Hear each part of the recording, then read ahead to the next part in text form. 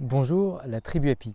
Si vous vous questionnez sur les meilleures essences de bois à prendre pour vos ruches et avec quels produits protéger vos ruches, je vous invite à regarder cette vidéo. Bonjour, c'est Guillaume du blog mespremiersruches.com, le blog qui vous apprend l'apiculture de A à Z.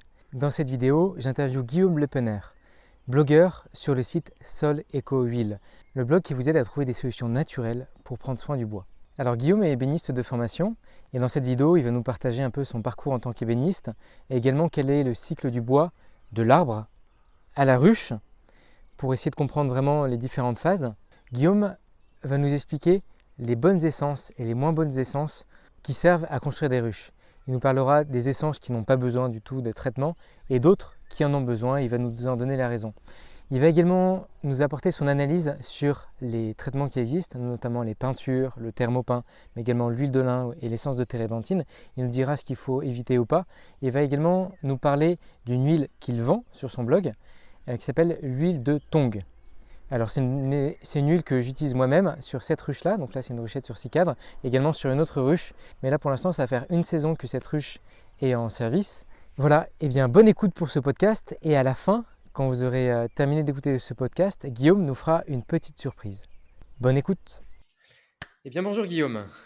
Bonjour Guillaume, Est-ce enchanté d'être là ce matin avec toi. est-ce que tu peux commencer par te présenter, s'il te plaît?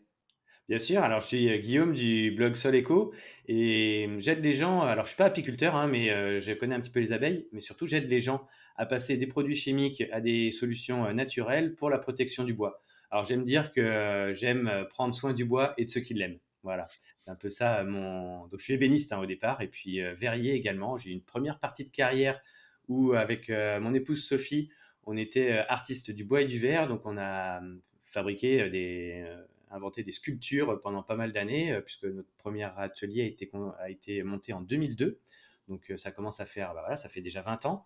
Et on a vendu nos sculptures dans toute l'Europe et jusqu'en Chine, notamment dans des ventes aux enchères. Donc ça nous a permis de voyager, de nous ouvrir l'esprit. Et ça a été un formidable vecteur de rencontres à travers le monde. Et tu as démarré, enfin tu étais ébéniste quand même. Tu as fait Oui, ébénisterie et verrerie en même c'est temps. ça. Moi, j'ai toujours travaillé le bois depuis, je sais pas, que j'ai, allez, on va dire 8 ou 10 ans. Mon premier rêve, quand j'étais enfant, qu'on me demandait: «Alors, qu'est-ce que tu veux faire quand tu seras grand?» Alors moi, je disais: «Beh, je serai donc sculpteur sur bois et sur pierre». Finalement, c'est pas la pierre qui m'a réjoui, un peu plus tard, mais c'est le verre. Donc j'ai commencé, en étant, apprenti, formé chez les Compagnons, du Devoir.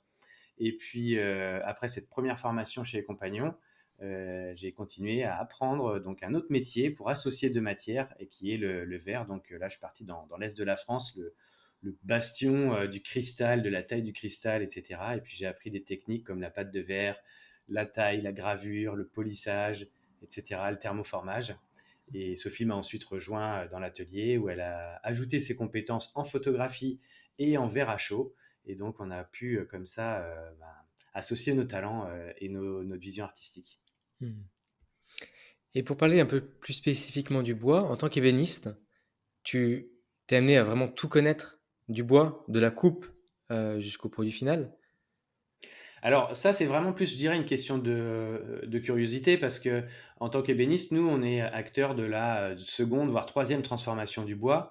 On n'est pas du tout amené à aller choisir notre bois en forêt, ça c'est plus du tout dans l'air du temps, sécher notre bois pendant des années sous la pentille à côté de l'atelier. Ça c'est fini, hein. Aujourd'hui, on achète soit des panneaux, soit du bois déjà séché, mais alors séché de manière mécanique, hein, c'est-à-dire dans des séchoirs. Donc clairement aujourd'hui, c'est très très rare les ébénistes qui vont choisir du bois, qui ont la patience d'attendre que le bois sèche. Donc Hmm. généralement, c'est plus une question de choix personnel, de se cultiver sur l'amont et l'aval de notre métier. Mais sinon, c'est pas du tout enseigné, par exemple, dans nos diplômes professionnels, hein. Donc c'est vraiment plus un choix. Moi, j'aime la forêt au départ, j'aime les bois sur pied, donc je m'intéresse à voilà le parcours global du bois depuis qu'on plante un gland, par exemple, jusqu'à l'abattage du chêne et sa transformation en tonneau, en meuble, en tout ce qu'on veut, quoi. Voilà. Hmm. Hmm. D'accord. Et par exemple, si on prend la ruche, j'ai toujours été curieux de dire c'est quelles sont en fait toutes les étapes qui font arriver justement de la pousse de l'arbre à la ruche directement. Si on les décompose, il y en aurait combien selon toi? Alors déjà, on parle là, du coup, uniquement des ruches en bois, puisque c'est Oui. pas forcément, voilà, dans l'histoire de l'apiculture, ça a pas commencé par des ruches en bois, mais plutôt, tu le sais bien, hein, par des ruches, en terre Des ruches et troncs, en des ruches en paille. voilà, des troncs, des ruches en paille, en osier, et cetera. Donc si on prend, juste la transformation du bois, pour, fabriquer des ruches, on a, bah, simplement l'abattage, le premier débit, donc ce qu'on appelle transformer l'agrume en plot, c'est-à-dire le plot, c'est le tronc d'arbre qui a été débité en planches.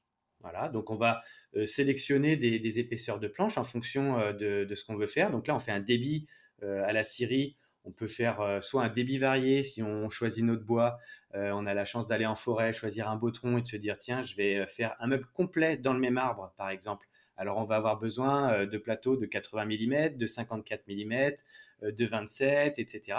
Donc là, on peut faire un débit varié. Généralement, ce qui se produit, c'est que on fait un débit homogène, c'est-à-dire avec la même épaisseur de planche dans tout le tronc.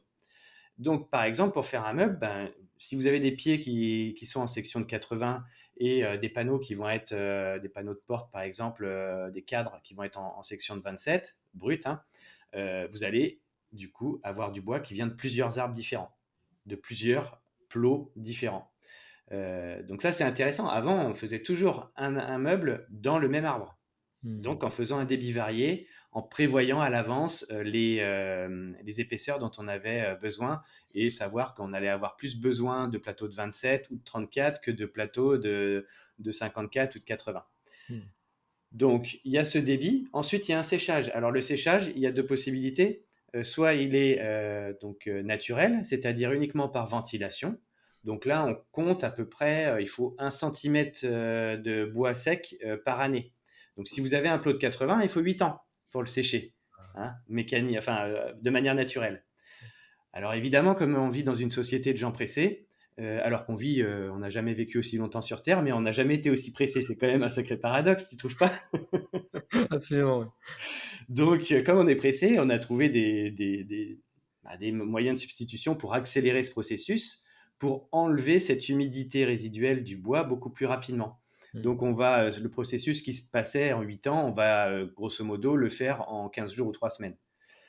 Mais c'est pas sans conséquence, parce que ce séchage rapide, on va extraire beaucoup d'humidité du bois. C'est pas de l'eau, hein, c'est de la sève principalement qu'on enlève. Donc la sève et l'eau, c'est pas tout à fait pareil. Et donc, on va créer des tensions dans ce bois. Donc souvent, le bois de forte épaisseur ou des bois tropicaux qui sont séchés comme ça en séchoir mécanique, eh bien, ils vont avoir beaucoup de tension en eux. Ce qui fait que quand on va les déligner, c'est-à-dire les couper à la scie circulaire dans la longueur, on va avoir soit du bois qui va s'ouvrir, soit du bois qui va se fermer sur la lame. Donc Hmm. ça peut être assez dangereux aussi, ou soit il faut pousser, enfin, ça crée des problèmes, et surtout, ça veut dire que le bout de bois déligné qu'on voulait vraiment droit, il va partir comme ça en biais là. Hmm. Voilà. Et donc, suivant sa position dans le tronc, c'est-à-dire vous avez le cœur de l'arbre au milieu, et puis on a l'aubier tout autour, et entre le cœur et l'aubier, on a la partie du bois qu'on utilise vraiment en menuiserie ou en ébénisterie, qu'on appelle le duramen. Donc on exclut l'aubier, et on exclut aussi souvent le bois de cœur qui est trop noueux et trop, qui va avoir trop de tension, et donc beaucoup de fentes. Ce duramen, c'est la matière première pour le mobilier, voilà, pour toute l'industrie du bois, la charpente, etc. Hmm. Donc, euh, séchage mécanique versus séchage ventilation naturelle, voilà, c'est pas la même chose. Il y en a un qui est beaucoup plus long, mais qui produit moins de stress dans le bois, et l'autre qui va être beaucoup plus rapide, mais qui produit des tensions. Donc, D'accord. une fois qu'on a séché le bois, il est prêt à être donc, déligné et raboté pour pouvoir faire nos planches pour fabriquer le corps de la ruche, les cadres, voilà, tout ce dont on a besoin. Donc on va d'abord découper avec une petite surcote et ensuite dégauchir une face. On va dresser une face et un angle, donc une face et un champ. Et ensuite, on va raboter aux épaisseurs dont on a besoin, épaisseur et largeur dont on a besoin. Et là, on se retrouve avec notre planche rabotée, prête à être assemblée pour faire le cadre, couper de long, des assemblages, tout ce qu'on veut. Donc Ok. voilà la chaîne de transformation depuis l'arbre jusqu'à la planche prête à assembler pour la ruche. Donc il n'y a pas eu de traitement jusqu'à présent, à part le procédé enfin, il y a eu le Alors procédé là, mécanique pour traiter on parle rapidement? d'un bois sans traitement parce qu'on Oui. n'est pas sur du pour les ruches, on n'achète pas un bois de charpente, par exemple, hein, qui est baigné là, typiquement, dans des grandes cuves, où on met plusieurs mètres cubes de bois en même temps et on Mmh. laisse pomper le Oui, produit, fongicide et insecticide. d'accord. Voilà. Ce qui lui remet de l'humidité en plus, hein, ce qui est donc, je sais pas sur les parcs à bois, vous avez peut-être déjà fait cette expérience de voir, par exemple, dans les chaînes de grandes surfaces de bricolage, vous savez, il y a les cours aux matériaux. Et là, des fois, on va chercher du bois pour bricoler, restaurer une maison, quelque chose. Et si vous avez le bois qui vient d'arriver, le bois de charpente, hein, je parle là du sapin qui est de couleur jaune là, artificielle, Mmh. quand il vient d'arriver, il est extrêmement lourd, il est plus lourd que du chêne, parce Mmh. qu'il est gorgé de ce produit chimique, donc qui va s'évaporer et le bois va sécher à nouveau. Donc ça veut dire que le bois, on l'a séché, on l'a baigné dans ce jus, donc il est redevenu complètement humide, et il va ressécher sur le parc à bois ou sur le chantier, et donc à nouveau fendre, etc. Mmh. Donc il subit beaucoup de stress, hein, ce bois-là. D'accord. Ce stress, c'est pas non plus très bon pour la résistance mécanique, hein, c'est clair. Mmh. Et donc après la ruche est montée, là j'ai pris, je regardais sur internet le type de bois utilisé surtout pour les ruches, c'est le pin maritime ou le pin sylvestre et l'épicéa. Oui, Je suis étonné enfin, qu'un arbre résineux soit utilisé en apiculture. il y a quasiment tous les résineux sont utilisés en fait pour les corps de ruche. Après, le pin, c'est clairement pas le meilleur au sens où, alors il a beaucoup de résine. Euh, il peut être résistant suivant comment il a poussé. C'est-à-dire Mmh. qu'un pin de montagne et un pin des Landes, ça a clairement pas les mêmes propriétés. Plus Mmh. l'arbre va pousser lentement, par exemple avec une strate d'altitude, ou dans les anciens marais des Landes, là, il va avoir beaucoup plus de facilité à pousser. Donc, ça va être un arbre de moins bonne qualité parce que sa croissance va être plus rapide. L'écart entre le bois de printemps et le bois d'été, vous savez, c'est les fameuses lignes foncées et claires. Donc, Mmh. la ligne claire, c'est le bois de printemps, c'est le bois le plus tendre parce que là, c'est la pousse de printemps qui est la plus forte. Donc, on a ce bois clair et ensuite on a le bois d'été qui est plus dense parce que voilà, les conditions climatiques ont changé, la pousse est plus lente, donc le cerne est plus serré. Mmh.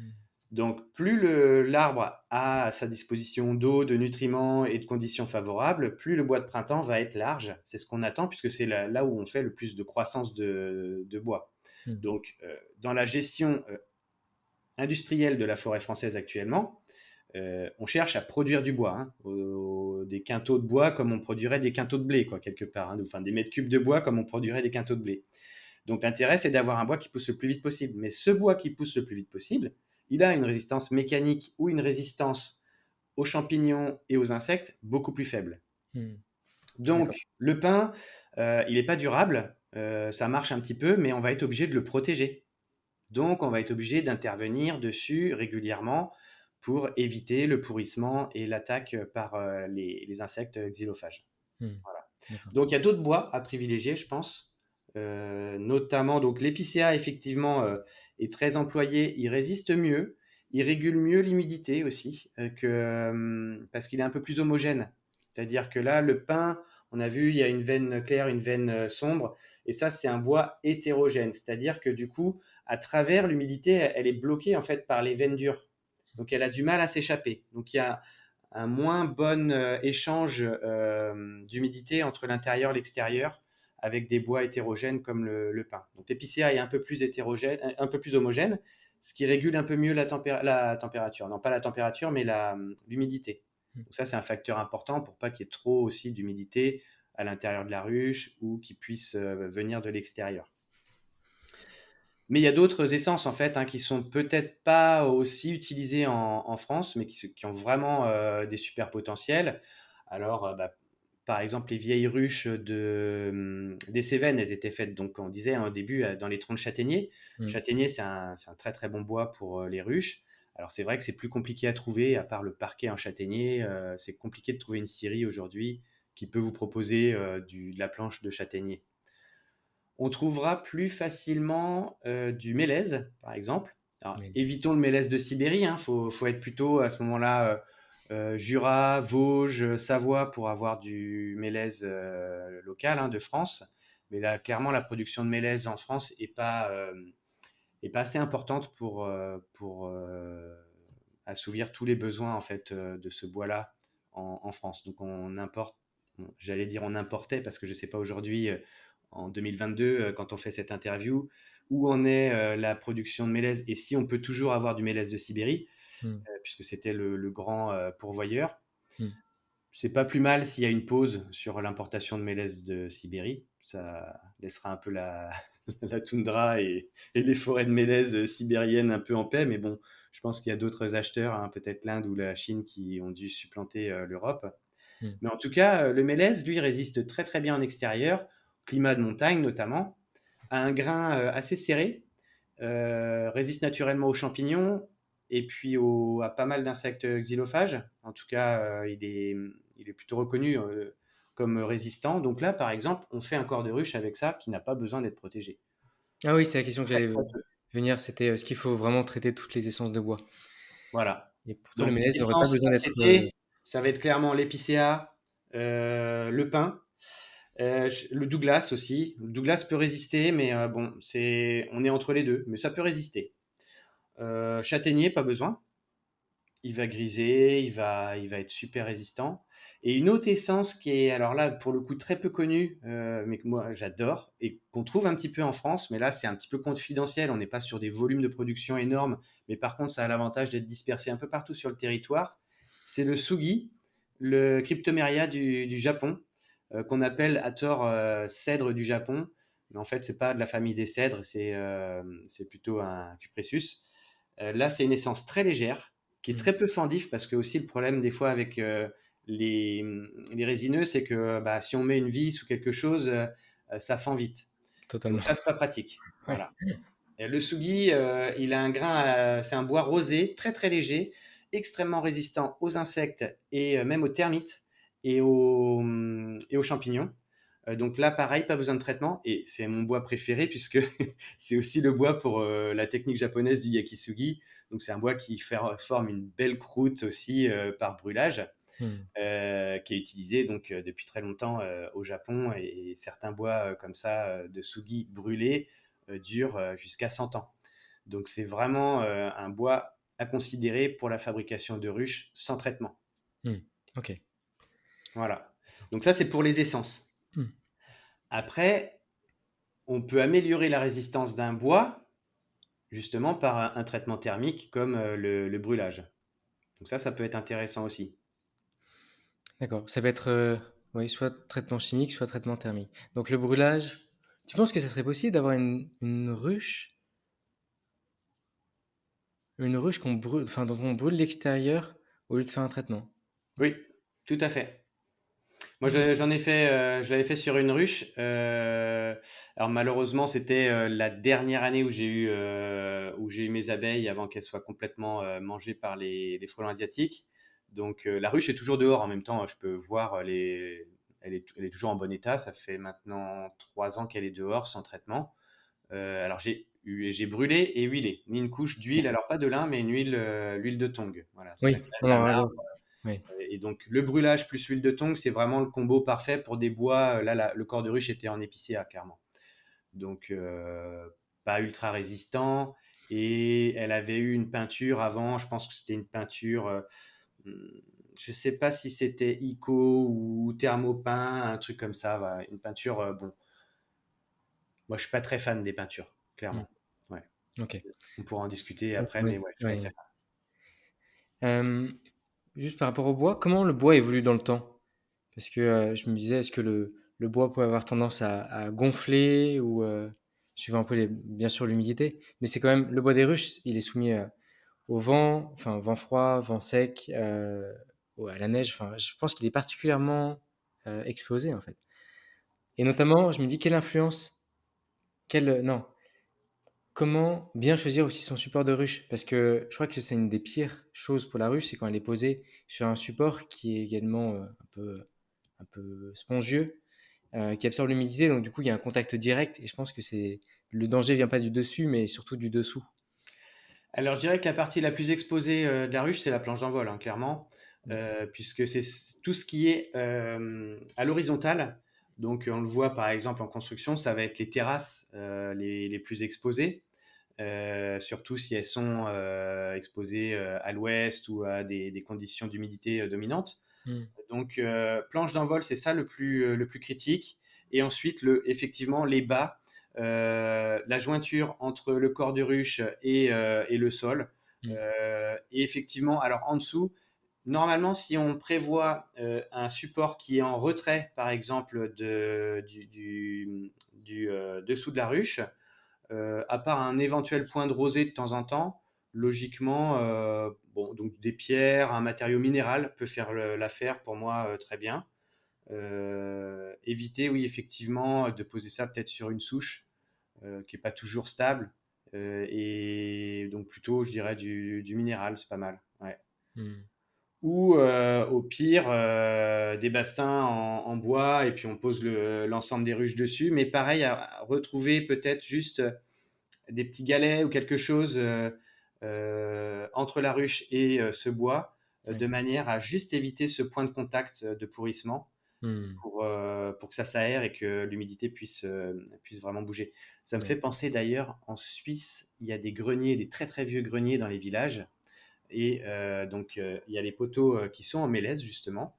Et à la base, en fait, c'est toujours, il y a ça aussi dans les temples chinois, il y a toujours une pierre avant le contact avec le sol. Parce qu'à la fonte des neiges, etc., bah, c'est un point de pourrissement fatal, même si le mélèze résiste très bien.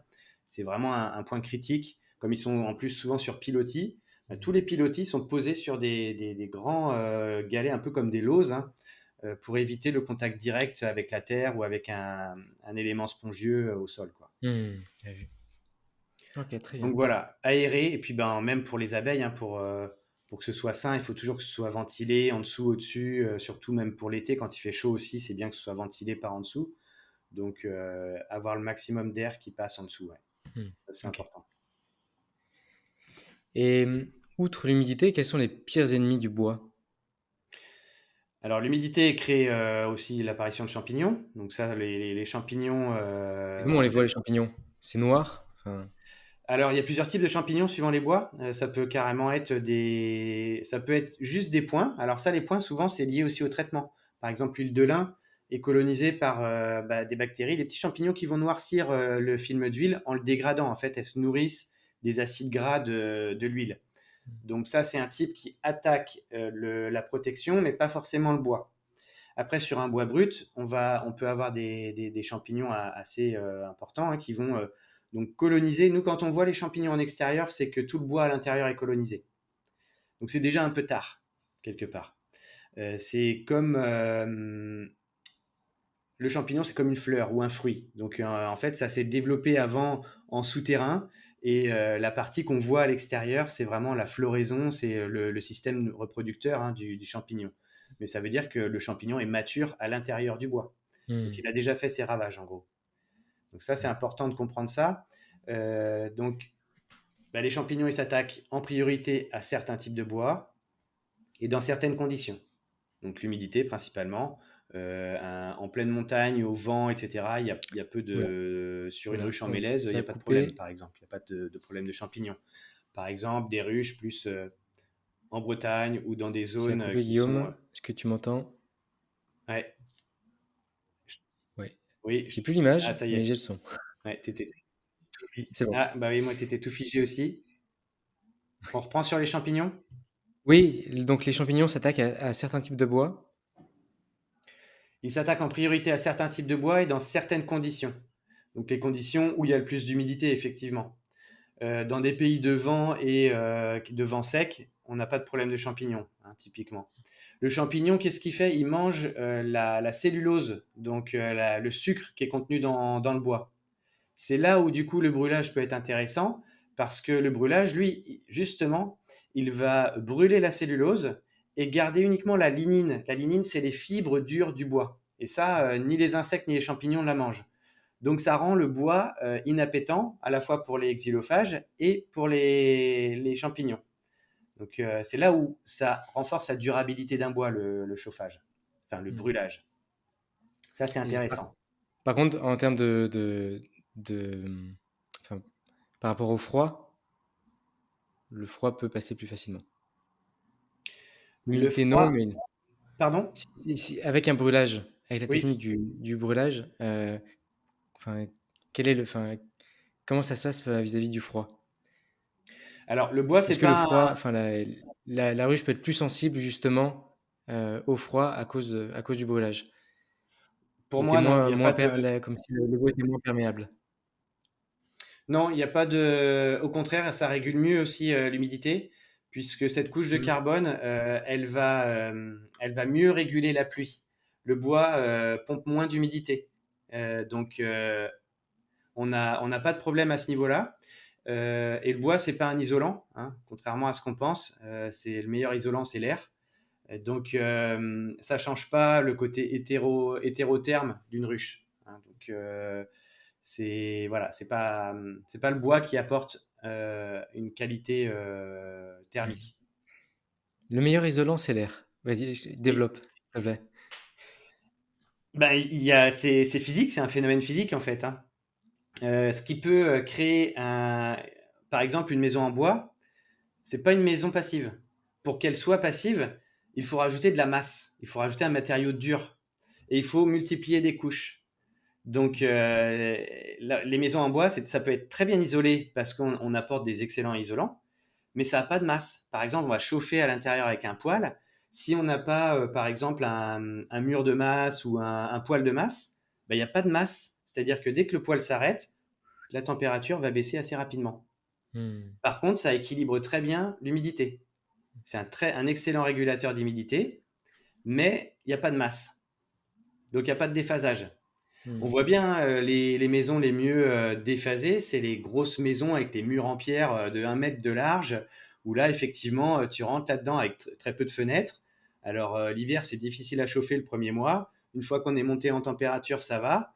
Et il y a une énorme inertie, ce qui fait qu'en été, bah, quand on rentre, il fait frais dedans. Hmm. Et c'est justement ce déphasage, parce que le temps que la chaleur pénètre dans l'ensemble du mur, elle est restituée par exemple la nuit, et ensuite ça déphase, et la fraîcheur est là le jour. D'accord. Donc c'est ça, on n'a pas ça sur des maisons en bois, donc non plus sur les ruches. Ok. Ouais, c'était très cohérent. Très cohérent. Ok, merci pour l'explication. Ok. Et donc, par rapport au traitement du bois, j'avais un peu référencé sur les forums qui existent, les différents traitements qui existent pour traiter le bois des ruches. Donc, j'avais référencé l'huile de lin, soit pure, soit mélangée avec de l'essence de térébenthine, avec deux types d'applications. Ça, j'aimerais bien qu'on en parle. L'application à froid ou à chaud, où tu fais, je crois, bouillir ou pas. Je crois qu'il faut être faut faire attention quand on fait bouillir de l'huile de lin parce que ça peut être très, très, très dangereux. Il y a des peintures spéciales. Donc, tu viens de me dire que tu les aimais pas. Par exemple, celle de chez Isekao ou d'autres ou des jardineries. Il y a la peinture suédoise et également le thermopin. Thermopin, oui, cette peinture argentée que j'appelle un peu sans licorne, parce qu'elle est assez spéciale, mais je commence à m'en détacher parce que je la trouve pas très belle en fait. C'est compatible apiculture bio, mais j'ai du mal à... Donc voilà, dans ce grand paysage des traitements, il y a l'huile de tongue, dont tu me parleras. Quel est ton avis sur chacun de ces traitements-là? Alors déjà, juste en préambule, ça va peut-être casser un peu ce qu'on va dire après, mais si on peut se passer de traitement, le plus simple, c'est le meilleur en fait. Voilà, donc autant choisir un bois, peut-être passer plus de temps à trouver un bois qui n'a pas besoin de traitement, plutôt que d'être obligé d'appliquer un traitement sur le bois. Donc du coup, là, ça casse totalement mon business, hein, mais c'est pas grave.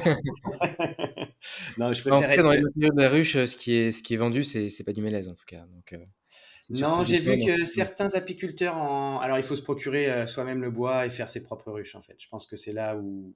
Ouais, il n'y a pas de... Il n'y a pas l'air d'avoir de filière ruche en mélèze, par exemple, et encore moins en Sugi ou en Cryptomeria, là.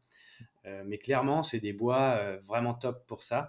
Et en plus, très légers, parce que j'ai lu aussi que c'était important d'avoir le même bois sur tout son rucher, de manière à, quand on soulève un peu les ruches dans l'hivernage, à Hmm. pas avoir de différence. Si vous avez une ruche en châtaignier, l'autre en cryptomeria, etc., ben ça fausse les poids.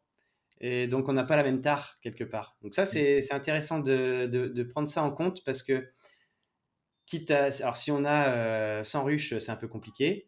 Mais si on a 5-10 ruches, ça vaut le coup d'avoir une uniformité dans le bois choisi. Hmm. Très bien. Maintenant, si on part des ruches vendues en France, commerciales, type en épicéa par exemple, c'est vrai que c'est bien de faire quelque chose dessus. Donc, on a parlé du feu, on a parlé donc du feu tout seul, par exemple. Alors là, typiquement, le brûlé va avoir tendance à être lavé par le vent, par la pluie au fur et à mesure. On a un effet du coup qui va être assez dégradé au fur et à mesure du temps, mais le bois qui est derrière le carbone a lui aussi été thermiquement modifié. Donc on a quand même une longévité qui est intéressante. Après, on peut garder l'aspect noir en y ajoutant une huile naturelle. Alors, quand je dis huile naturelle, il n'y en a pas 36, c'est l'huile de lin et l'huile de tongue. Les choisir pures, non modifiées, non chauffées. Voilà. Non chauffées parce que quand on chauffe une huile, on va modifier les acides gras à l'intérieur. Alors, elle va sécher plus vite. Mais bon, pour un rucher, si ça met 3 semaines à sécher au lieu de 2 jours, je dirais peu importe, Hmm. hein. Donc, vraiment, il faut les choisir. C'est des huiles végétales crues. Le fait de les modifier par la température, outre ce séchage rapide, ça empêche une pénétration vraiment profonde dans le bois. Parce que du coup, ça va former tout de suite une pellicule en surface et ça va sécher au contact de l'air. Hmm. Donc, on se retrouve sur des produits de surface comme les peintures, les lasures, les saturateurs, voilà, tous ces produits chimiques issus du pétrole. Et même des fois, ceux qui ne sont pas issus du pétrole, mais liés avec des huiles comme ça modifiées, donc forment des pellicules. Les pelliculages, comme on a dit, hein, le bois, il se modifie avec le soleil. Ensuite, il va pleuvoir, donc là, il va gonfler, il va se rétracter. Il n'y a aucune finition filmogène qui peut résister à ça. Contrairement à tout ce qu'on nous raconte, ce n'est pas possible. C'est un gros mensonge d'industriel. Mais vraiment, hein, donc on va dire oui, mais si, ça résiste 3 ans, 5 ans, machin. C'est du blabla. Clairement, si on n'a pas une imprégnation, donc seules les huiles crues peuvent faire ça, on a forcément ce phénomène de film qui est donc pas durable parce que ça va se fissurer, l'eau va passer derrière et ensuite soit ça pèle, soit ça craque.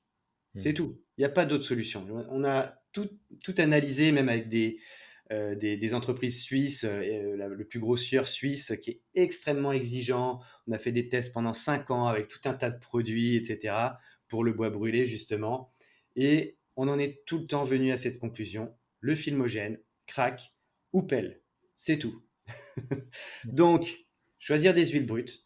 Et même quand on voit des fois, j'ai vu sur alors, Thermopin par exemple, prenons cette peinture-là, euh, le côté réfléchissant du soleil, c'est intéressant. Mais ça, il n'y a que deux produits qui permettent de réfléchir les rayons du soleil.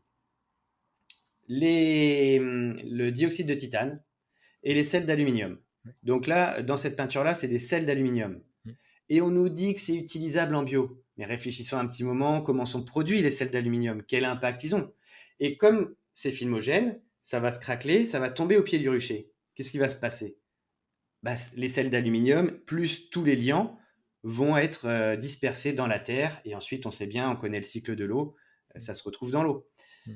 Donc on ne peut pas accepter ça. En plus, c'est des peintures à diluer au white spirit. Bon, le white spirit, c'est le monde d'avant. On ne peut plus utiliser de white spirit aujourd'hui, c'est fini ça.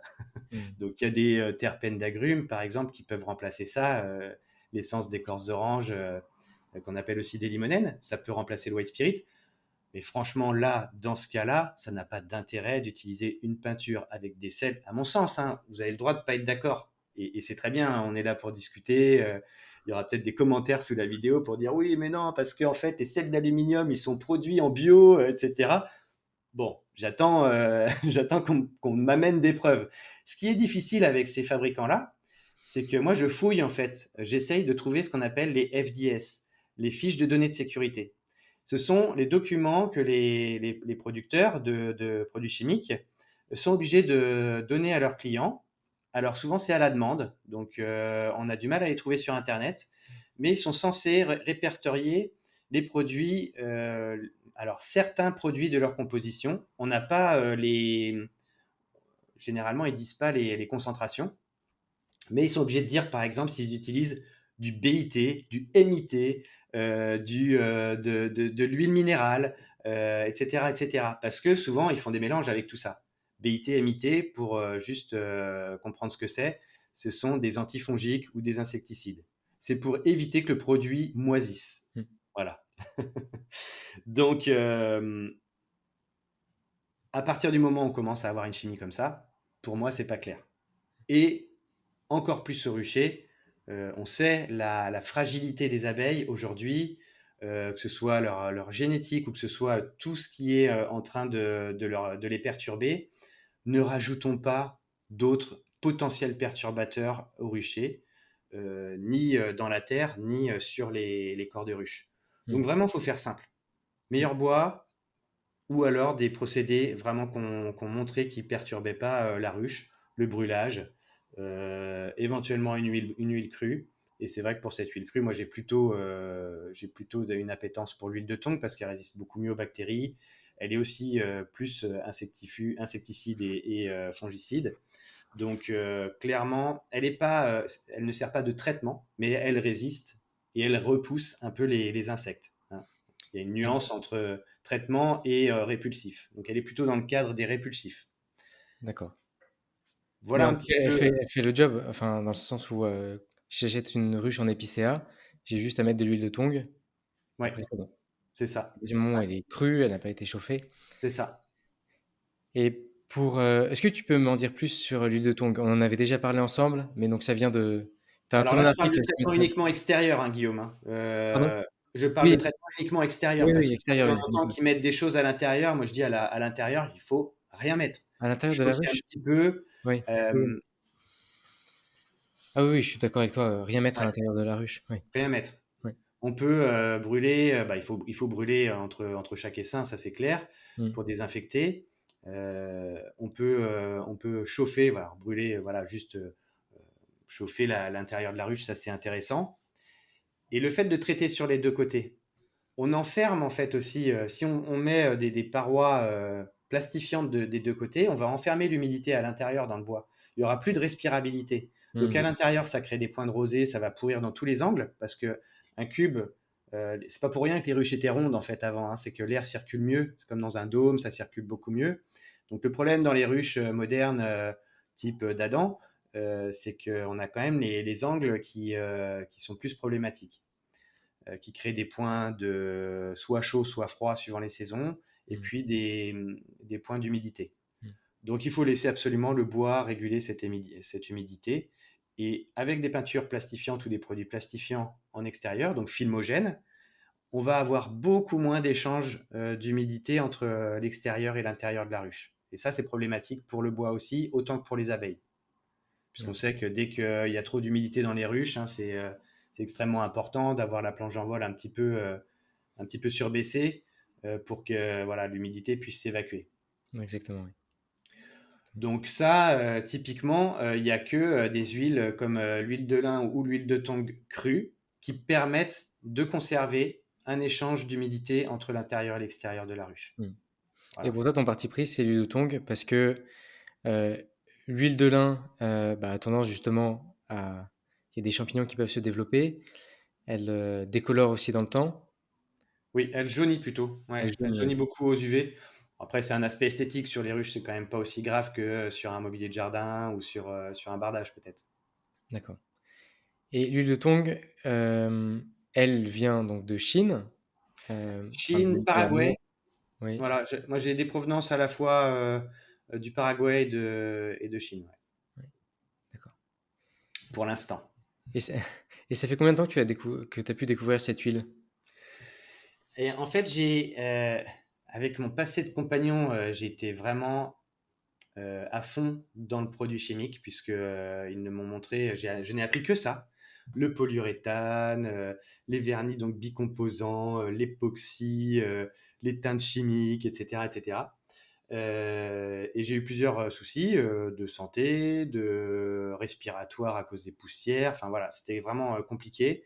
Ça a failli aussi me dégoûter du métier, hein, et j'en ai discuté d'ailleurs avec un de mes clients récemment, et lui, ça l'avait aussi dégoûté du métier. Il a changé de métier parce qu'il n'en pouvait plus de respirer les produits chimiques. Hmm. Donc, à savoir que, bon, dans les années 90, on était des tough guys, tu vois, donc on mettait pas les masques.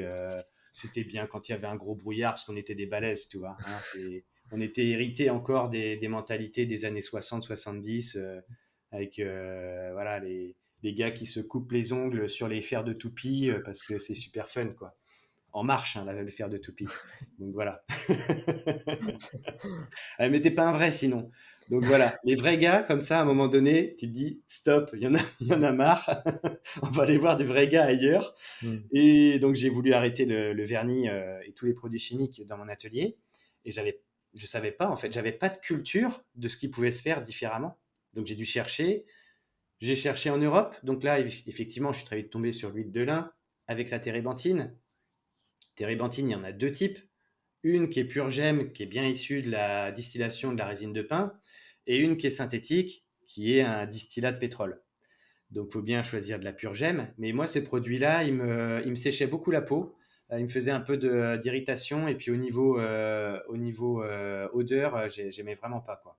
Donc, on est en train de réduire les proportions et les limites d'exposition, les valeurs limites d'exposition pour les salariés parce que c'est un produit qui est vraiment compliqué pour les bronches, pour la peau, etc. Ok. Donc voilà, je me suis dit non, je ne vais pas partir là-dessus, surtout si c'est un produit qui est potentiellement à risque d'interdiction ou de limitation très stricte.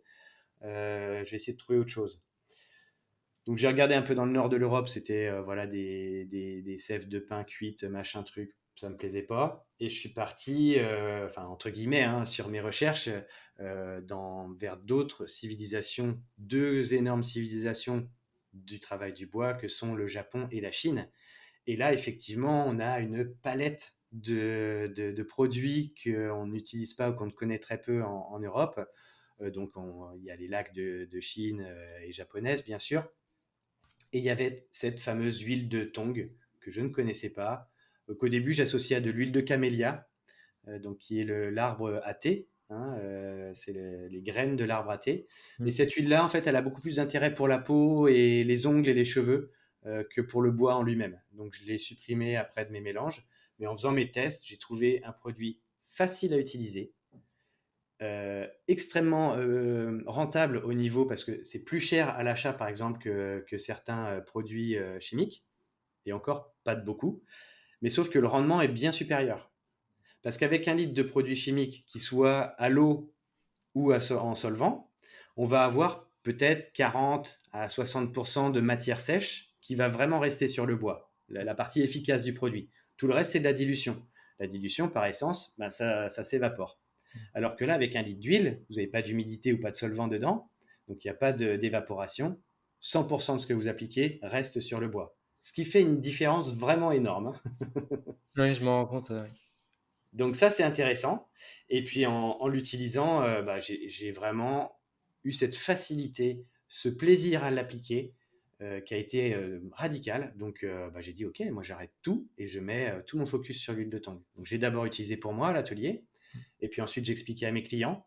Et puis je me suis dit, ah bah, peut-être qu'il faut que je leur en laisse un petit peu pour qu'ils puissent entretenir leurs meubles ou leur parquet, etc.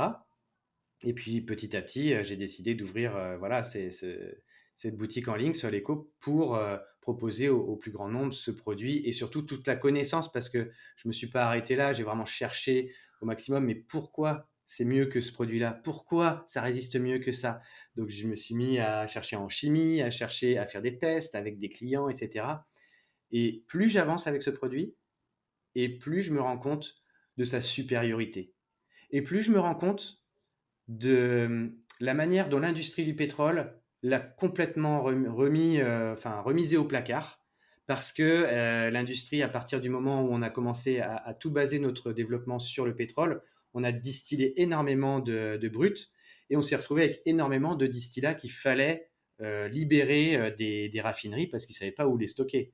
Donc clairement, à partir des années 50, 1950, l'industrie de la chimie, de la peinture, l'industrie de la protection du bois, etc., s'est ruée sur ces produits-là qu'on leur donnait, des molécules qu'on leur donnait, et on trouvait donc les vernis polyuréthane, tous les dérivés qu'on connaît aujourd'hui pour utiliser, pour protéger soi-disant le bois. Hmm.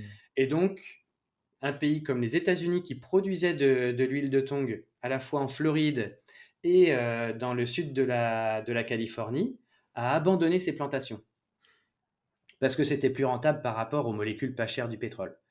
Ils ont abandonné les plantations. Qu'est-ce qui s'est passé? Ils ramassaient plus les graines. Les graines se sont disséminées et quelques années plus tard, on a dit cette plante est invasive. Oh, C'est une peste végétale. Donc maintenant, on va libérer des insectes pour essayer de la contrôler, de la tuer. Des petites mouches, hein, les mêmes mouches qu'on a sur les navets, les carottes et tout, pour piquer les racines et essayer de contrôler cette peste végétale après tous les bons services qu'elle nous avait rendus. Voilà. Donc aujourd'hui, on en est là. L'huile de tongue, enfin l'arbre de tongue est considéré comme une peste végétale aux États-Unis. c'est impressionnant. C'est incroyable. Ouais. Donc c'est ce gros paradigme en fait aujourd'hui que je m'applique à essayer de faire comprendre aux gens et que l'huile de tongue a 2000 ans de preuves d'efficacité quand nos molécules chimiques n'ont pas 80 ans, d'autant plus que les formulations changent en permanence. Ouais. Donc voilà, on n'a pas de recul. Et c'est marrant parce qu'aujourd'hui, certains me disent, oui, mais comment vous pouvez être sûr que c'est efficace?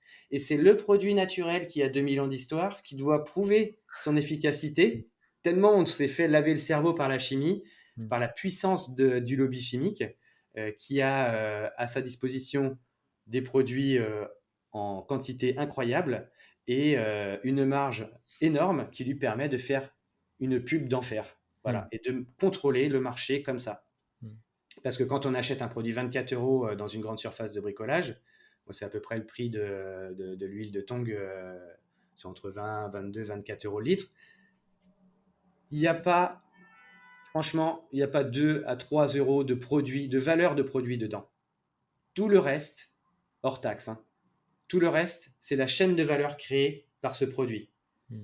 Donc, c'est les transporteurs, c'est le packaging, c'est le marketing, c'est l'entreposage, c'est les magasins. Parce que quand vous allez dans un grand magasin, bah, il y a des salariés, il y a des parkings, il y a de la lumière, il y a de la musique. Voilà, il y a tout ça. Tout ça, ça se paye en fait. Et c'est là où finalement on a oublié que ça se payait tout ça. Donc un produit qu'on achète 10 euros, il ne peut pas valoir, dedans, il n'y a pas plus de valeur que 1 ou 1,50 €. C'est tout. Donc voilà, c'est là où on ne peut pas avoir une qualité incroyable avec cette chaîne de valeur qui est liée au marketing et au mode de distribution. Ouais. Ça te laisse songeur là du coup. Non, non, non, non, non, non, je comprends très bien. Et après, pour l'application de l'huile en tant que telle, comment tu recommandes d'appliquer l'huile? Est-ce qu'il faut préparer le bois avant, légèrement le poncer, sachant qu'on est quand même sur du bois brut? Est-ce que c'est un séchage en une fois, deux fois, trois fois, plutôt intérieur, extérieur? Quel est, quel est ton Alors mode c'est très opératoire? simple. C'est vraiment très simple. Sur une ruche que vous achetez en épicéa, franchement, il n'y a rien à faire. Il n'y a pas besoin de reponcer pour l'imprégner. Euh, Elle arrive brute d'égo, comme on dit, donc de rabotage. Vous prenez un pinceau et vous appliquez, basta. Alors, faut tirer un petit peu parce que comme on a 100% du produit qui reste dedans, il ne faut pas croire qu'il va y avoir une évaporation. Donc, il faut bien tirer le film et on fait du frais sur frais, c'est-à-dire on fait une première couche, on laisse. Alors là, c'est le process pour les ruches pour du bois extérieur, hein. En intérieur, Mm. c'est un petit peu différent. On Oui. réessuie entre les couches. Mais Mm. là, typiquement, on n'a pas besoin de réessuyer entre les couches. On tire bien sa couche d'huile au pinceau. On attend 12 heures, par exemple, une nuit. Et puis le lendemain, on refait une autre couche, pareil. Si on voit que c'est un peu gras, que ça a du mal à sécher, bah là, effectivement, on repasse un coup de chiffon sec dessus, un chiffon en coton, style, je sais pas moi, un vieux t-shirt ou un vieux jean. Mm. Et on essuie le surplus et c'est tout. Voilà, deux, trois couches suivant l'absorption du bois. Si on a un bois très dense, alors par exemple sur le pain, hein, si on reprend l'exemple du pain au début, avec ses veines qui sont dures et molles, bah forcément la veine molle, elle va tendre, elle va beaucoup plus pomper et ça va être plus brillant en lumière rasante sur les veines dures, puisque Mm. là la veine dure va pas pomper. Mais en même temps, elle n'a pas besoin d'être protégée, la veine dure, elle est tellement gorgée de résine qu'elle résiste naturellement. C'est Mm. vraiment la veine tendre qui pourrit. D'accord. Et après, est-ce que tu conseilles d'appliquer aussi de l'huile sur les arêtes du dessus et du dessous? Oui, Oui. oui. Tous les champs qui peuvent être potentiellement avec des points de rosée, Mm. faut les traiter. Ouais. Mmh. Et la planche d'envol? Planche d'envol, je suis partagé là-dessus. Mmh. Moi, je mettrais rien. Rien. OK. Parce que de toute manière, il y a une bonne pratique au sein des apiculteurs, c'est ton corps de ruche, tu le gardes d'année en année et encore Oui, que tu pourrais, tous les 5 ans, pourquoi pas le changer. Mais après ton plancher et donc la planche d'envol, tous les ans à la fin de l'hivernage, tu la changes. Donc là, ça peut être l'occasion de passer un petit coup de enfin poncer un petit peu s'il y a des champignons qui sont formés, mais donc le laisser brut et d'année en année enfin poncer un petit coup pour enlever mmh, les petites, saletés qui ont pu se mettre ou les s'il y a des ouais. champignons ou autre. Mais donc pour toi, tu ne traiterais pas la planche Moi, je d'envol? mettrais rien parce que potentiellement, si on met, trop d'huile, par exemple, ça peut avoir un petit côté, légèrement collant, Mmh. ce qui pourrait gêner, en fait, le déplacement des abeilles sur la planche d'envol. Ouais. Au soleil, ça pourrait éventuellement aussi, sentir un petit peu ou, ouais, je pense que et du coup, elles en auraient sur les pattes. Mmh. Donc Bien vu. après, elles le baladent dans la ruche. Donc moi, j'en mettrais pas, ouais. OK. Je laisserai toujours. Alors par contre, ça peut valoir le coup avec un petit chalumeau, de noircir un peu le bois de la planche d'envol pour l'aider à être un peu plus imputrescible Mmh. et mieux réguler l'humidité. Ça peut être une astuce. Ouais et pourquoi et aussi, brûler des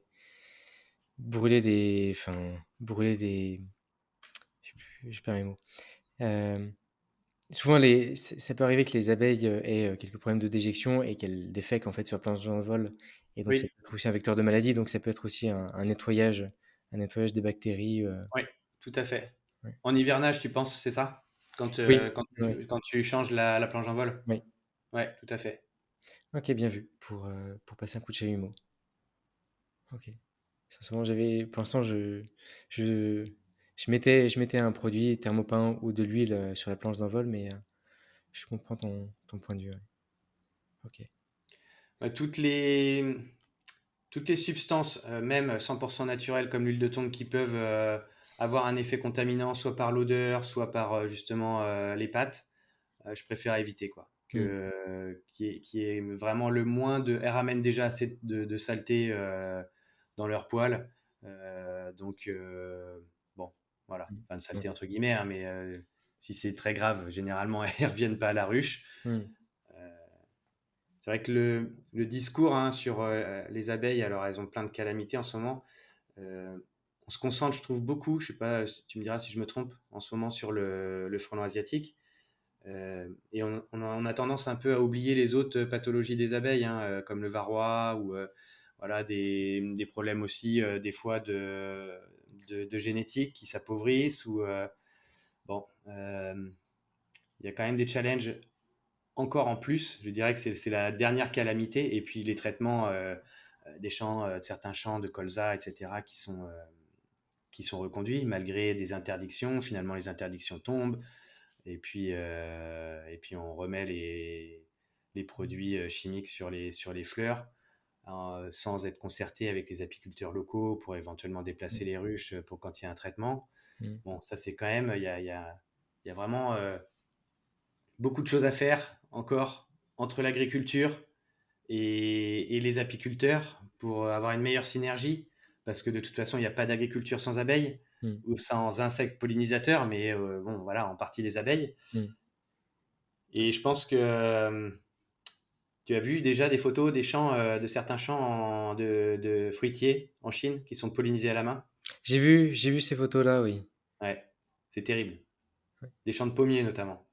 d'accord. S'ils font pas ça, comme il n'y a plus d'abeilles, eh bien, il y a pas de fructification. Ouais.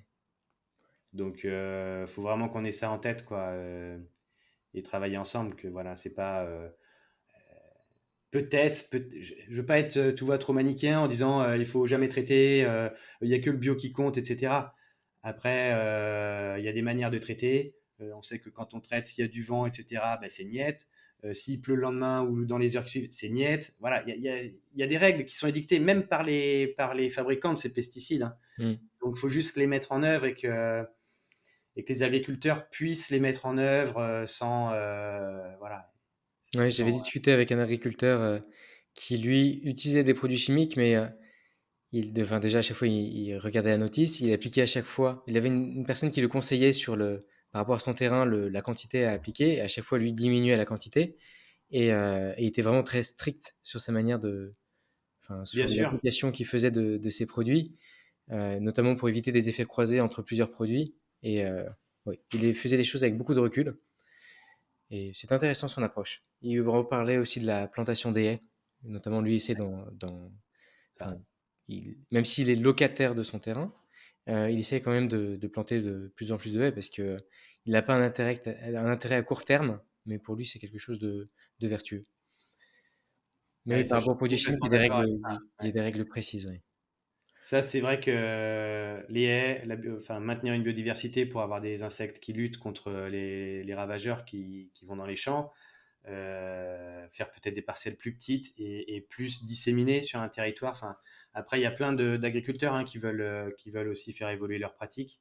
Hein, Mm. faut pas taper comme ça à 100% sur les gens, c'est inutile, c'est contre-productif.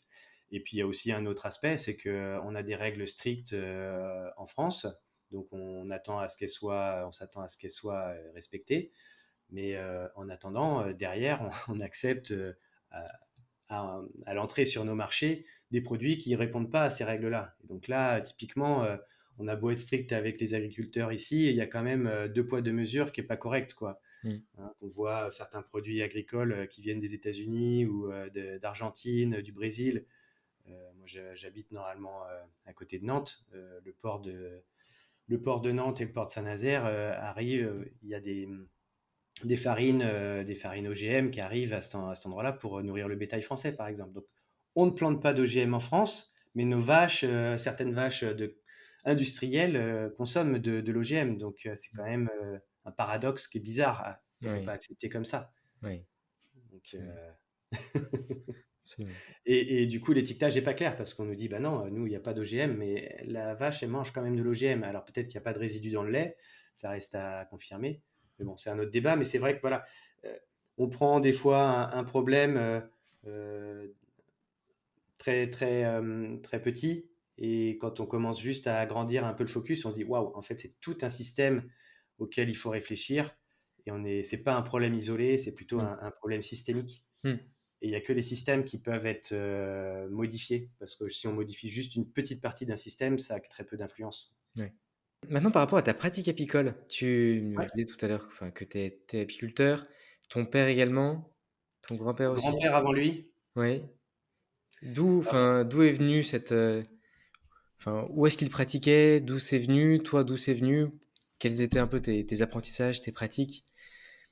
c'était Raconte-moi un peu vraiment ta une vie apiculture d'apiculteur. familiale, donc les ruches étaient principalement dans nos jardins, que ce soit chez mon grand-père ou avec mon père. Mon père a, lui, mis des ruches, il avait deux, trois ruchers différents Mm. pour essayer de varier aussi les fleurs et puis les pollens. C'était en Bretagne. Alors, le premier rucher, celui de mon grand-père, était en Bretagne, hein, dans le Morbihan. On était là clairement dans une presque agroforesterie, parce qu'il y avait un système avec des plantes, des arbres et les abeilles. Mais vraiment dans un mode post-Deuxième Guerre mondiale, d'agriculture, d'agroforesterie vivrière, qui permettait à la fois de nourrir la famille et puis d'aller faire les marchés pour vendre les surplus de récolte. Mm. Donc c'était vraiment de pouvoir tirer des revenus de tout ce qu'on savait faire. En plus, on avait l'avantage, enfin, c'est ce terrain-là qui est toujours dans la famille et au bord de l'eau du Blavet. Donc il y avait aussi les ressources du Blavet, les crevettes, les poissons, etc. Donc on était vraiment plus dans une idée d'autonomie post-guerre mondiale, quoi, hein, d'une génération qui a été habituée à se débrouiller par elle-même, à vivre de peu et puis à s'entraider. Mm. Donc on avait des cousins qui étaient plus dans les terres, qui eux avaient des champs plus grands, qui étaient devenus des agriculteurs vraiment classiques. Donc on allait aussi ramasser les haricots verts chez eux, on faisait des échanges de miel contre haricots verts ou des choses comme ça. Et puis ensuite on allait au marché vendre les haricots, et puis vendre le miel, et puis vendre les choux, les cerises. Je ramassais les cerises aussi quand j'étais petit. Donc on mettait une table au bord de la petite route devant chez mes grands-parents, et puis on vendait les cajots de cerises, quoi. Et c'était des cerises excellentes, voilà. Alors, c'était pas bio. C'était pas bio parce qu'on ne pouvait pas se permettre de perdre une récolte. Mm. Ouais. Donc, on était dans une agriculture vraiment pas du tout de loisir, mais vraiment pour vivre et pour se nourrir tous les jours, quoi. Mm. Donc, c'était extrêmement important de ne pas avoir de pyrale du chou, de pyride ou de choses comme ça qui allaient ravager les feuilles, quoi. Ça, c'était pas possible. Mm. D'accord. Ensuite, mon père a repris le rucher de mon grand-père à partir des années, milieu des années 80. Donc moi, j'avais à peine 10 ans quand j'ai commencé à aller avec lui au rucher. J'allais surtout chercher les essaims avec lui dans le quartier où j'étais à côté de Nantes. Donc ça, c'était marrant parce que du coup, on débusquait les essaims. Alors, dans les cheminées, mon père, il grimpait, il prenait des risques pas possibles pour essayer d'aller faire tomber l'essaim ou dans les arbres, etc. Et donc, c'est là où je me suis rendu compte que les abeilles n'étaient pas dangereuses quand elles piquaient pas, quand elles essaiment. Mm. Donc, je faisais le fanfaron avec mes copains. Je disais, ah, regardez, je mets ma tête dans l'essaim. Ouais, mais t'es fou! Et puis après, ben, on déplaçait, une fois qu'on avait récupéré les seins, on fermait la ruche, on mettait ça dans la voiture et puis on allait, on allait mettre les seins au rucher la nuit. Et puis ben là, mon père, c'était le spécialiste pour mal fermer les ruches. Alors une fois, il s'est retrouvé dans la voiture avec les seins qui étaient sortis de la ruche. Donc il avait juste son chapeau d'apiculteur, mais le reste, rien, quoi. Il est ressorti de là, il s'est fait bouffer.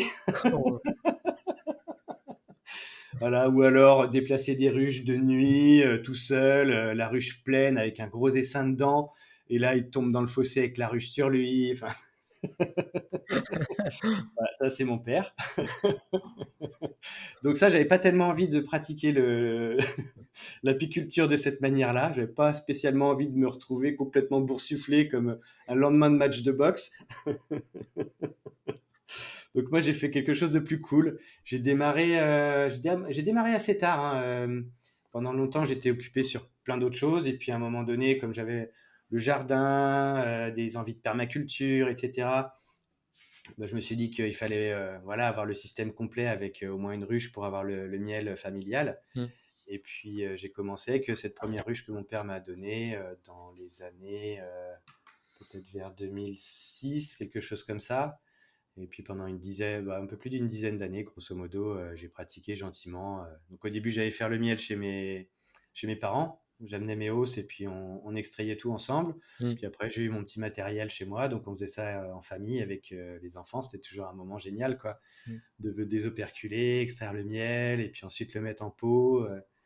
Bon, voilà, c'était vraiment pour la famille parce qu'on se retrouvait avec, je sais pas, on va dire entre 12 et 20 kilos de miel, quoi. Quelque chose comme ça. Ok. Donc, c'était vraiment Et familial. tu avais combien de ruches? Au maxi, j'en ai eu deux parce que je pouvais pas en mettre vraiment plus là où j'étais en ville, hein, et puis mon jardin était petit. Bon, déjà que j'avais une ruche qui était assez dynamique, donc j'ai eu des fois deux voire trois essaimages entre le mois d'avril et le mois de juin. Donc les voisins ils étaient contents, ils m'appelaient. Moi à chaque fois j'étais en déplacement à ce moment-là. Ah oui, l'essaim il est dans ton jardin. Alors attends, appelle machin. Non non mais t'inquiète pas, il est pas dangereux. Donc Sophie aussi, mon épouse, des fois s'est retrouvée toute seule. Je dis bon bah tu mets la combi et puis tu mets la ruche en dessous. Par chance, les seins étaient en grappe comme ça sous un petit banc en bois qu'on avait dans le jardin. Donc je dis bah là c'est facile, tu places juste la ruchette en dessous puis les fais tomber gentiment dedans avec ta Mm. balayette, ça va le faire. Donc elle s'est débrouillée comme ça, nickel. Ouais. Donc les enfants aussi regardaient ça. C'était ouais, il y a quand même quelque chose d'hypnotique avec les abeilles. Mm. Ouais. Cette odeur aussi. J'adore l'odeur de la propolis. C'est. Après, moi, j'étais en mode vraiment, j'interviens le moins possible sur mes ruches. Donc, ce qui n'était pas forcément, avec nos abeilles modernes, c'était pas forcément la meilleure idée aussi. Le moins possible, c'est-à-dire? Bah, c'est-à-dire que j'aimais pas mettre du traitement contre le varroa. Je les emmerdais pas tout le temps à aller voir si elles avaient bien bossé, pas bien bossé, machin. Bon, je savais que vers telle date, fallait que je mette une hausse, je la mettais. Et puis vers telle date, fallait que j'en mette une deuxième, je la mettais. Et Hmm. puis voilà, grosso modo, l'hiver, je les nourrissais très peu parce qu'elles étaient dans un endroit où elles avaient pas mal à manger. Donc une diversité florale qui est plus importante aujourd'hui en ville, hein, qu'en campagne. Hmm. Donc clairement, euh, les hivernages se faisaient bien. Hmm. Et c'est vraiment l'arrivée des frelons asiatiques qui a bouleversé ce fragile équilibre, quoi. Oui. Ouais, tu m'as dit tout à l'heure que pendant combien de saisons tu as connu le frelon asiatique avant qu'il 4, je arrête? crois. 4. Ouais. Et Non, un ça peu allait plus. jusqu'où en 6. fait? Bah, Il y avait ça a combien été jusqu'à d'individus? dévorer l'ensemble de la ruche. Et ils sont rentrés dedans? Ah oui, à la fin, ils rentrent, hein. Enfin, là, assez rapidement, ils sont rentrés, ouais. D'accord. Les premières années, ils rentraient pas, mais ils affaiblissaient vraiment beaucoup la colonie. Hmm. Ça repartait au printemps, donc on s'en sortait. J'étais avec ma raquette de badminton pendant des heures devant.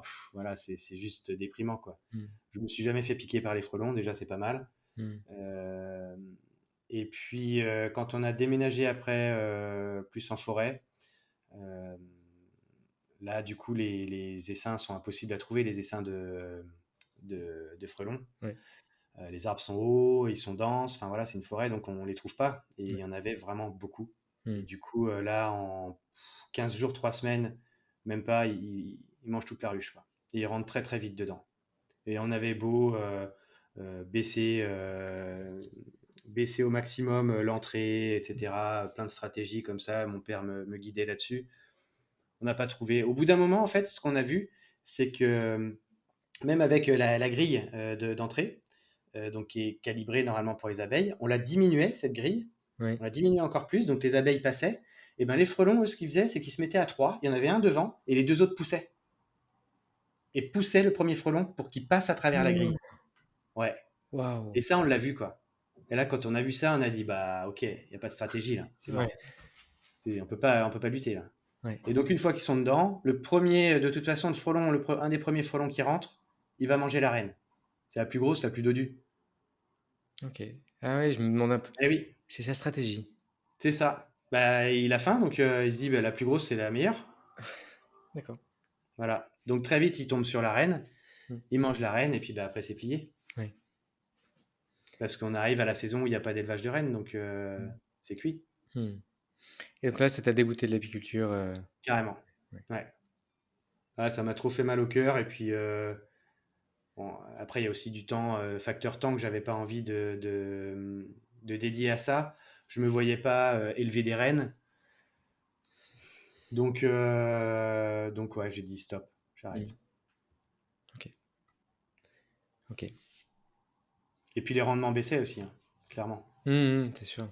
Ça demande de plus en plus de travail, je trouve, l'apiculture, de plus en plus de connaissances. C'est un peu comme tout, hein. Aujourd'hui, il faut être technicien dans plein plein de choses. Donc, ouais, c'est pas évident. Oui, avant, l'apiculteur était considéré comme il récoltait, il posait une hausse, après, il a laissé quelques semaines C'est ou un ça. ou 2 mois, et après il repartait avec. Alors que là, Ouais. oui, il y a plus un. Ouais, comme tu parles de technicité, c'est vraiment un élevage où arriver à avoir un œil très critique pour arriver à lire sa ruche en termes de maladies, en termes de C'est ça. menaces, faire de la. Oui. Il y a le Et- sanitaire, il y a l'environnement, il y Ouais. a la nourriture, il y a plein de facteurs en fait, hein. Ouais. Donc clairement, c'est un challenge aujourd'hui pour vivre de l'apiculture, avoir un petit peu de récolte de miel familiale comme on le faisait dans ma famille. Bon, ça c'est encore possible, même si techniquement, c'est vrai que bah, ça demande plus de travail. Mon père vendait un petit peu de miel avant, il a fait des récoltes à 140, voire 200 kilos dans les belles années, Hmm. mais ça, c'est plus arrivé depuis 20 ans. Hmm. D'accord. D'accord. Donc, ce qui lui permettait de partir un petit peu en vacances, aujourd'hui, il a juste le miel pour sa famille, c'est tout. Hmm. Voilà. Aujourd'hui, c'est des récoltes à 30 kilos avec, ou 40 kilos, 100 kilos, 80 kilos avec des fois 12 ruches, quoi. C'est vraiment pas beaucoup, quoi. Hmm.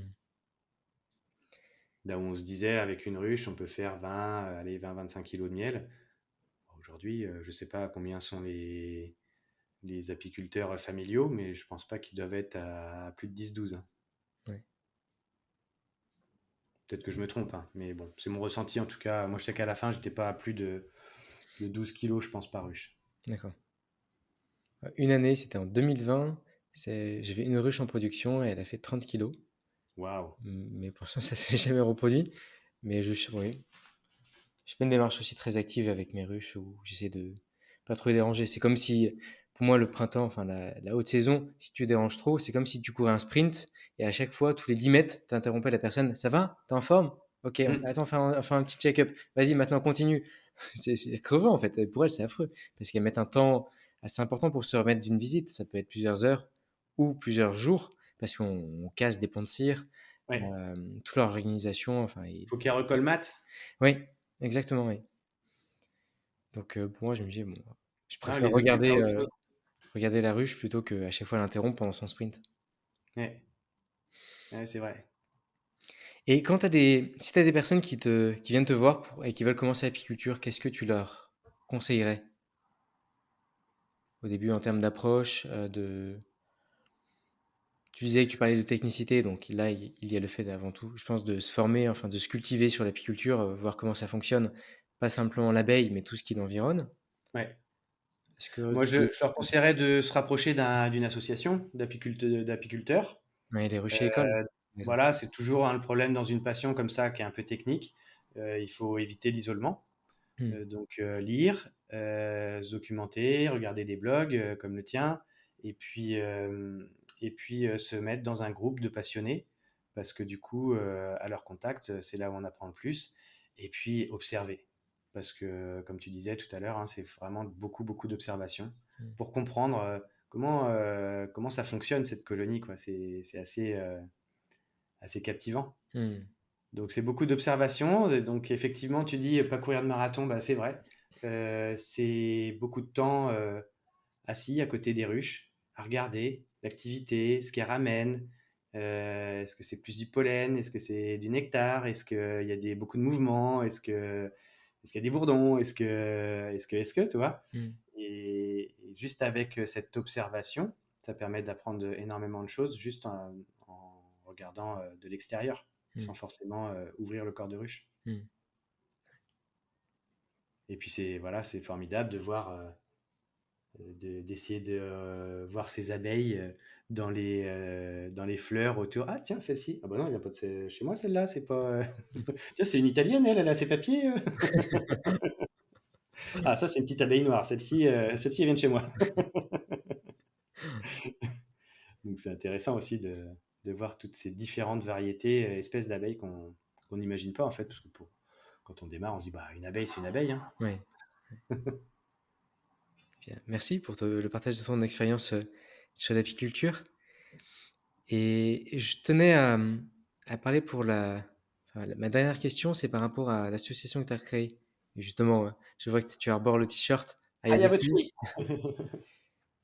Tu m'en avais parlé parce que c'est vraiment un projet que tu as à cœur, qui est né cette année en fait. C'est né il y a 2 mois.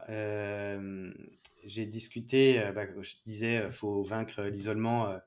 Et c'est vrai, quand on entreprend aussi, c'est important de vaincre l'isolement. Alors, je vais régulièrement voir des personnes qui m'inspirent énormément par le chemin qu'elles ont parcouru ou par leur aura.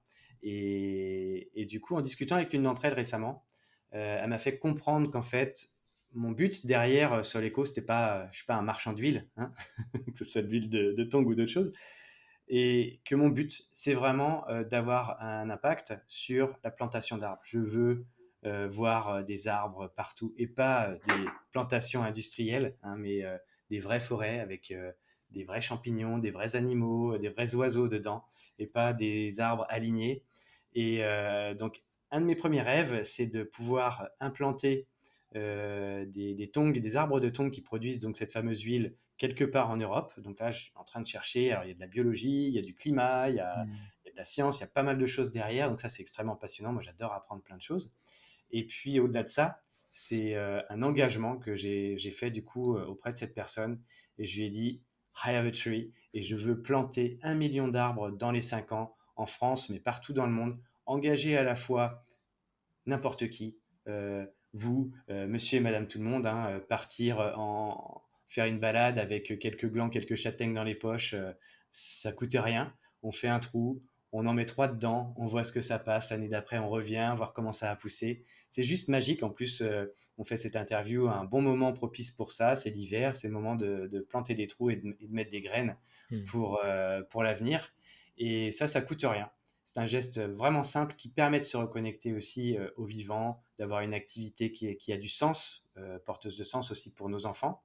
Et ensuite, de travailler aussi avec des collectivités, de remettre par exemple au goût du jour certaines communes. Je sais que le font encore, planter un arbre pour chaque enfant né dans la commune.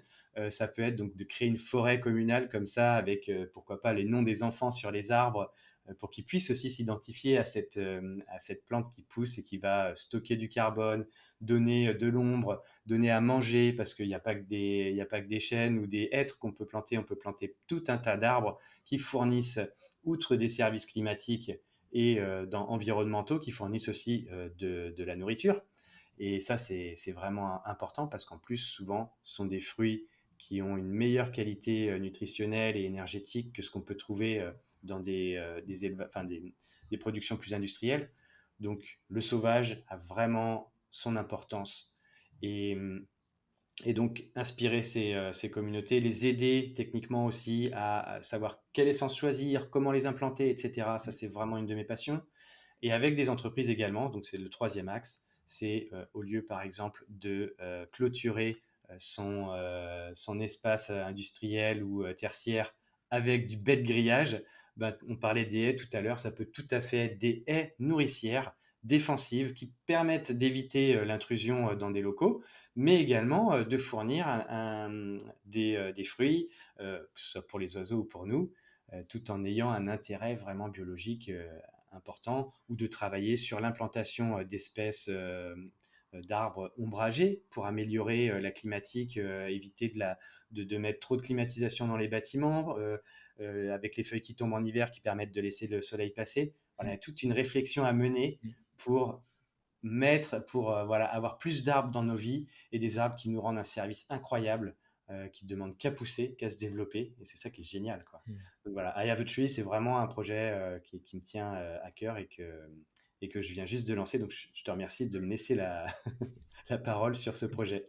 Et par rapport aux arbres en France, j'avais une pensée peut-être qui est mauvaise. Je pensais que enfin, comme les rendements agricoles sont de plus en plus importants, donc du coup, les champs sont enfin, il y a moins de champs et donc plus d'espace pour les forêts. Est-ce que c'est vrai? Est-ce que c'est vrai qu'en France, on gagne enfin, de la surface pour les arbres? Ou c'est faux? Alors, on note effectivement une tendance depuis, je ne sais plus exactement, mais c'est assez long, hein, sur le long terme. On gagne des espaces plantés en arbres, qui ne sont pas forcément des forêts. D'accord. Euh, Ce qu'on appelle la forêt des Landes, c'est juste une sorte de champ de maïs, de sapin, quoi, Hmm. hein. Donc c'est pas, c'est une forêt industrielle.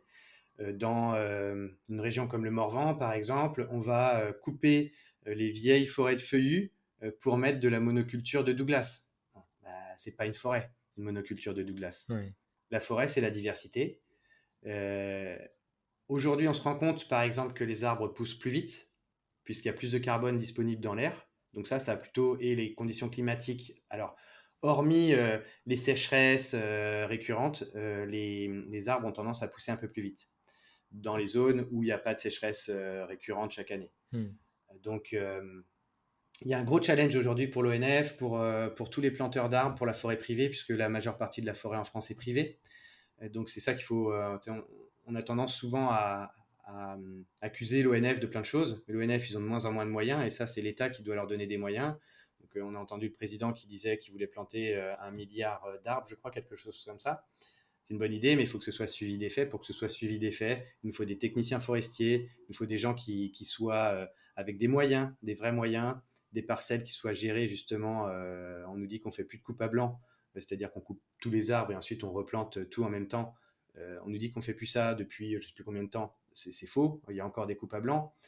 Donc à un moment donné, voilà, faut avoir le discours et les effets. Hmm. Je crois plus aujourd'hui sur la mobilisation de forestiers privés, pour faire un travail vraiment d'intérêt général, de planter une diversité d'arbres, voire de maintenir des arbres sur pied alors qu'ils sont matures et d'exploiter éventuellement que une petite partie par-ci par-là, parce qu'aujourd'hui on a tous les moyens mécaniques d'aller chercher un chêne.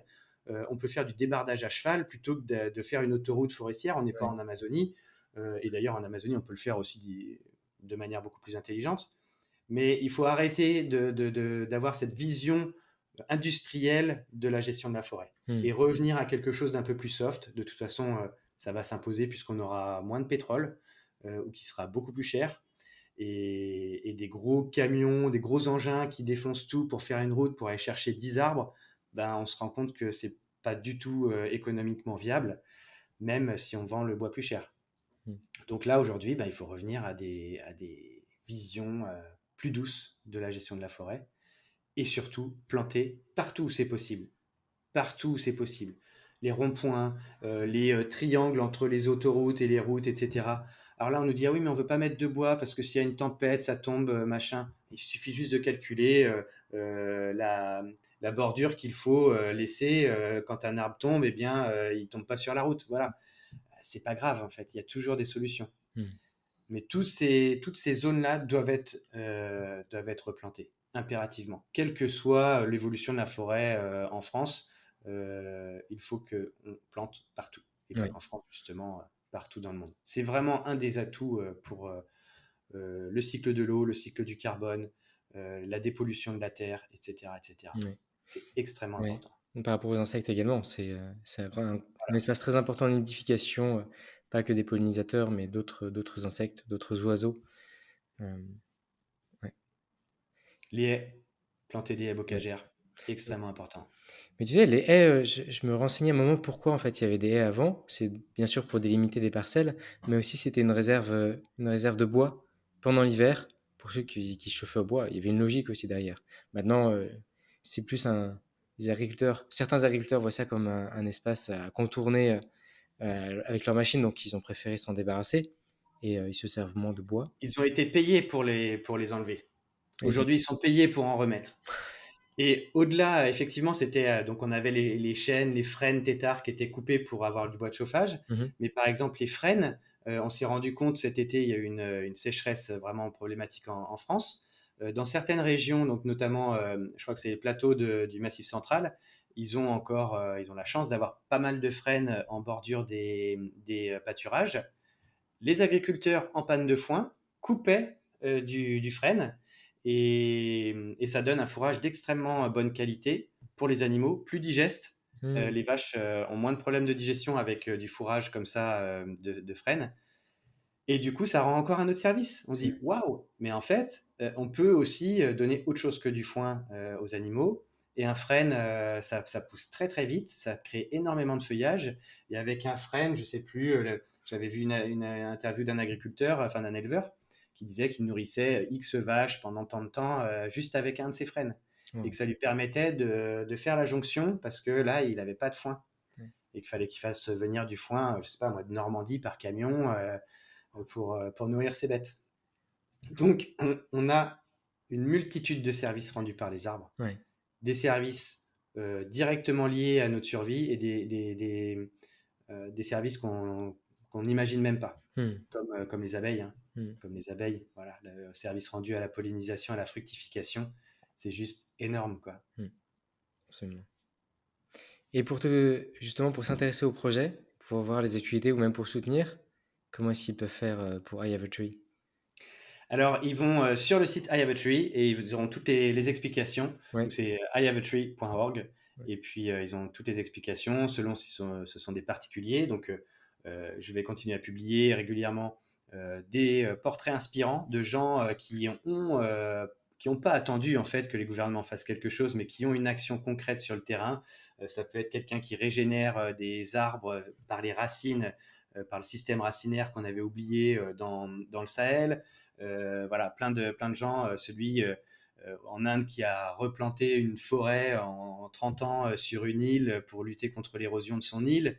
Euh, donc ça, c'est déjà pour inspirer. mhm, Et ensuite, techniquement, je vais publier aussi du contenu pour dire concrètement quelles essences vous pouvez planter, comment vous pouvez planter, Sophie a été récemment à l'UNESCO lors d'un grand cycle de conférences. Elle a rencontré Francis Allais, qui est quelqu'un qui m'inspire depuis que je suis tout petit. Il avait créé le radeau des cimes qui s'est posé pour la première fois sur la canopée de l'Amazonie pour étudier les arbres, non pas les pieds dans la boue en bas dans la forêt amazonienne, mais toute la strate aérienne sur le haut des arbres. Et ça a été révolutionnaire à la fin des années 80. Donc Francis Allais aujourd'hui explique que le mieux, c'est de partir des glands, des graines, voilà. Partir de ça, en planter 3. Une fois que les arbres ont germé l'année suivante, on rassemble les 3 tiges. Et puis avec un petit bout de raffia, on les ficelle ensemble. Ouais. Et du coup, ce qui va se produire, c'est qu'au bout de 2-3 ans, les 3 tiges vont se marier et elles vont plus qu'en faire qu'une, sauf qu'on aura un arbre avec le système racinaire de 3 graines. Oui. Et ça, a priori, ça crée des arbres beaucoup plus puissants. Et si les graines ont germé à cet endroit-là, c'est que toutes les conditions étaient réunies. Donc, il y a de grandes chances que l'arbre qui pousse puisse vraiment se développer. Parce que quand on transplante un plant de pépinière vers une forêt, il y a beaucoup de pertes. Sur certains projets de reforestation, on peut avoir 60% de pertes, ce qui est énorme. Et derrière, c'est pas toujours regarni. Donc, on peut avoir des forêts finalement replantées qui ne sont pas très très denses. Ok. Donc voilà, ça c'est une des idées là qui me vient en tête. Donc, on peut agir de manière très très simple. On peut demander à sa mairie où est-ce qu'on peut faire un projet avec la classe pour planter des arbres. On peut demander à une entreprise. Donc, faut demander en fait. J'ai appris vraiment quelque chose de très important dans ma vie, c'est de demander, ne jamais avoir peur de demander. Parce qu'on y gagne toujours. Soit on sait qu'on n'a rien perdu. Si on est face à un non, on n'a rien perdu puisqu'on n'avait pas avant. On a demandé, on n'a pas eu, on n'a rien perdu. Et si on obtient, on a gagné. Donc en fait, c'est soit on n'a rien perdu, soit on a gagné. C'est génial. Ouais. Et quand on voit ça comme ça, et chaque non nous rapproche d'un oui. Ça, c'est un autre enseignement que j'ai eu récemment. Et de se dire que chaque non nous rapproche d'un oui, bah, c'est beaucoup plus motivant pour passer d'un non à une autre, à poser la question à quelqu'un d'autre. Tu vois. Oui. Absolument. Il Merci. faut agir. Il faut agir par soi-même. J'aime bien cette logique, c'est parce que c'est une petite action quotidienne qui après une vertu gigantesque. En plus, c'est une action assez simple. C'est ça, c'est simple. On se fait souvent avoir par la complexité du monde alors que les choses les plus puissantes sont les plus simples. Comme demander, comme planter 3 graines. Voilà, c'est extrêmement simple. Oui. Absolument. Merci beaucoup Guillaume. Avec grand plaisir Guillaume. Voilà, c'est la fin de ce podcast. J'espère que l'interview de Guillaume vous a plu et qu'il a pu un peu vous apporter un peu de recul sur les essences d'arbres et notamment le processus de fabrication d'une ruche, quelles sont les bonnes solutions et moins bonnes solutions pour arriver à traiter ces ruches. En tout cas, sachez que pour ma part, j'ai utilisé à un moment l'huile de lin, j'ai également utilisé le thermopin. Le thermopin est, je trouve, intéressant, mais par contre, on perd un peu le bel aspect du bois et c'est un peu ce qui me manque. Donc là, du coup, je suis en train de faire un test sur l'huile de tongue. Donc j'en ai acheté auprès de Guillaume. Si vous voulez essayer, n'hésitez pas, je trouve que c'est une huile qui est vraiment très agréable à appliquer. Donc voilà, je ne suis pas commissionné là-dessus. Et Guillaume m'a fait une proposition, c'est un code promo. Là aussi, je ne suis pas commissionné dessus, je vous le dis franchement. Mais en tout cas, il offre 5% de réduction sur son site si vous mettez le code API23, API23, en allant sur le blog Sol Eco Huile. C'est sur tous les produits qu'il vend sur son site. Donc le code est valable jusqu'au 31 décembre 2024. Donc ça vous laisse pas mal de temps pour l'utiliser. Voilà, le code API23 pour avoir 5% de réduction sur son site. Là encore, je ne suis pas commissionné, sinon je vous le dirai. Et l'huile de tongue est vraiment un produit qui est intéressant de tester. Voilà, ça peut être auprès de lui ou ailleurs. Et après, si vous avez d'autres essences comme notamment le mélèze ou le châtaignier, là vous n'avez pas besoin de traiter ces ruches-là, mais c'est des ruches beaucoup moins populaires. Et ce n'est pas des essences qu'on trouve facilement dans le commerce. Voilà, j'espère que cette interview vous a plu. C'était la 26e de la série. Je pense que je ferai un récapitulatif de toutes les interviews qu'il y a eu. Et je vous l'annonce un peu en avant-première, j'ai pu accomplir mon défi que je m'étais lancé en 2020, il me semble, 2020 ou 2021, d'interviewer 2 apiculteurs par mois, donc ça faisait en tout 24 interviews, donc là j'en suis à 26. J'ai pu remplir le défi, mais par contre, j'ai pas respecté le délai. Mais j'aime beaucoup ce défi d'interview et je vais continuer. Il y a encore beaucoup de personnes très très intéressantes à interviewer. Je pense notamment à des syndicats, à des instances nationales, à d'autres apiculteurs amateurs, d'autres apiculteurs professionnels. Donc si vous en connaissez qui seraient intéressés pour faire cette interview et qui ont des choses à partager, n'hésitez pas à les mettre en relation avec moi. J'aime bien un peu explorer les différents horizons. Voilà, à bientôt sur le blog et sur cette chaîne YouTube. Ciao les apis!